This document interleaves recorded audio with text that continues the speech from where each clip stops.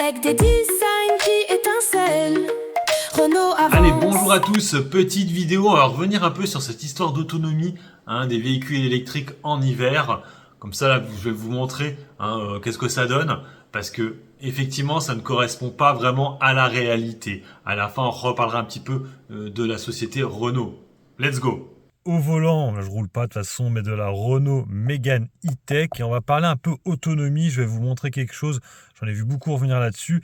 Et du coup, faut qu'on en parle rapidement. Donc là, j'allume le véhicule, il est éteint. Là. Hop, on lance le truc. Donc, hop là.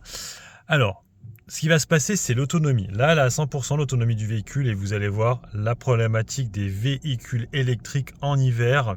Actuellement, il fait 8 degrés. Vous le voyez là, 8 degrés dehors.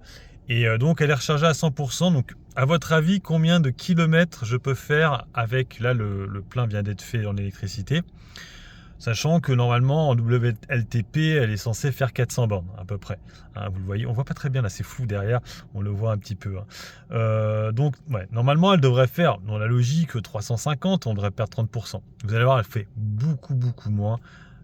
Attention, je vous montre. Et voilà, seulement 252 km rechargé à 100%, sachant que je suis... Alors oui, là je suis en mode sport. Bon, ça ne changera pas grand-chose si je me mets en mode confort. Confort, c'est celui-là, voilà. Ça ne va rien changer à la donne, à part les changements de couleur. Mais je suis toujours à la même autonomie. C'est même un peu descendu, j'arrive même pas à faire la mise à jour là. En fait, c'est flouté là, ouais, 251. Je vais l'éteindre et la rallumer pour voir. Ouais, ça change rien, vous voyez. Donc 251 km pour... Alors en plus, entre parenthèses, là, je vais vous montrer là, la logique, c'est 18,4 ma moyenne actuellement.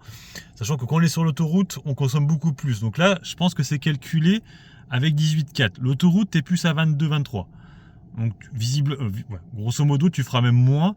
Sur autoroute en hiver, tu feras plus du 200 bornes maximum sur autoroute en roulant à 110-120.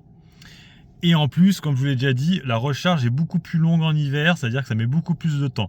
Alors bien sûr, ça c'est seulement en hiver, et surtout quand tu la recharges chez toi, c'est pas gênant. Étant donné que tu la recharges la nuit et du coup le matin c'est bon, c'est rechargé.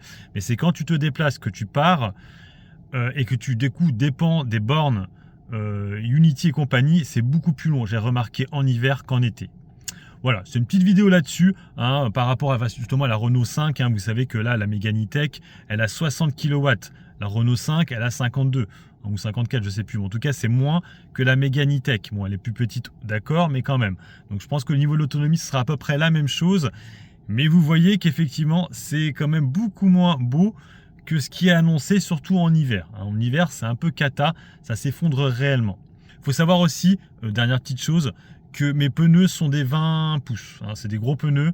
C'est vrai que des 19 pouces, c'est moins gênant. Tu consommes moins avec des plus petits pneus. Donc effectivement, vous le voyez, niveau autonomie en hiver, c'est problématique, et c'est ça la problématique des véhicules électriques en général pour les constructeurs automobiles. Et c'est vrai que Renault, là, qui cote actuellement à 45,79, alors c'est vrai qu'on n'est pas retourné à 50, mais quand tu compares à la concurrence, je trouve que ça va. Parce que quand tu vois les Mercedes, les Porsche et compagnie, ils sont vraiment à la rue. Alors bien sûr, Renault, si on compare au Renault quand on était à 100 € de Carlos Ghosn, on n'y est pas du tout retourné, c'est clair et net. Mais quand on compare au Renault avant Covid, on est pas mal. On est pas mal, même si là, le problème c'est que Renault a rattrapé son retard sur la concurrence. C'est-à-dire que la concurrence avait des meilleures marges que Renault. Maintenant, Renault a rattrapé. Ils ont à peu près les mêmes marges maintenant. C'est pour ça qu'ils n'ont pas fait de profit warning. Le problème, c'est que maintenant, il faudrait pas que ça change. On a vu que elle est bien remontée ces derniers temps parce qu'il y avait des histoires avec Nissan. On a vu que Nissan allait certainement sortir parce que Honda va certainement reprendre Nissan. Donc du coup, ça va faire du cash pour Renault parce que rappelez-vous, ils étaient actionnaires de Nissan sur une partie. Mais le truc maintenant, c'est après. Dans les nouveaux véhicules qu'ont présenté Renault, c'est vrai que les plus connus, c'est la Scénic qui est électrique et la fameuse Renault 5 qui est elle aussi électrique. Mais il y a aussi les véhicules hybrides, c'est-à-dire le Symbiose, le Symbiote c'est dans Venom, le Rafale aussi, et le Capture, le nouveau Capture. Voilà, c'était la nouvelle. Et il y aura certainement assez prochainement une Mégane justement, mais restylée. Peut-être avec une plus grosse batterie aussi, c'est possible parce que la Mégane malheureusement n'a que 60 kW. Je trouve que c'est un petit peu too much. C'est pas suffisant, je trouve. Ce serait bien une Mégane avec 70, ouais. 70, ce serait pas mal. Franchement, 70, tu pourrais te permettre de faire parce que là, pour faire simple, là, je reviens un peu sur ce que je vous ai montré juste avant. Sur l'autoroute, ouais, en hiver, tu t'arrêtes souvent, hein. Au bout d'une heure et demie, même maxi 2 heures. Si tu l'as fait à 100%, au bout de 2 heures, tu t'arrêtes.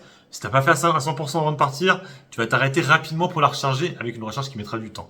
Donc c'est ça le problème, et du coup, automatiquement, avec un véhicule avec une plus grosse recharge, eh ben, ce sera mieux.